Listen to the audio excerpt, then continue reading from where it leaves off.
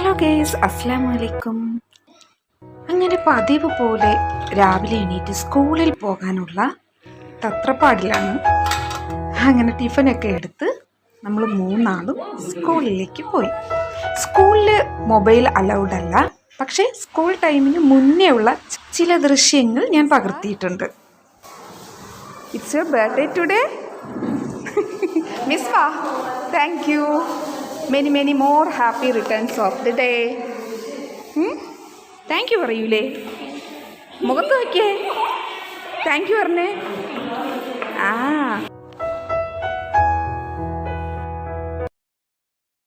പിന്നെ സ്കൂൾ ടൈമൊക്കെ കഴിഞ്ഞ് നമ്മൾ വീട്ടിലെത്തി. അപ്പോൾ ഇന്ന് ഞാനൊരു സ്മൂത്തി റെഡിയാക്കുകയാണ്. അപ്പോൾ അതിനായിട്ട് രാവിലെ തന്നെ ഞാൻ ബദാം വെള്ളത്തിലിട്ടിരുന്നു.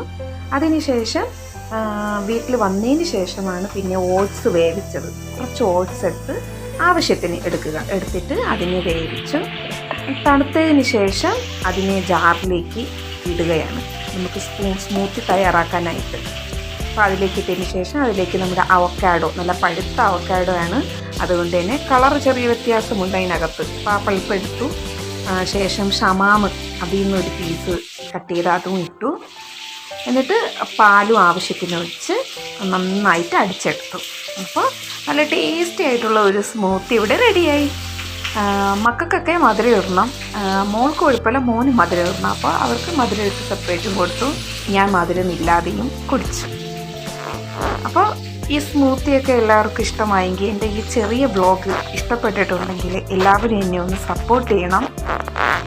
Like, subscribe, share and comment.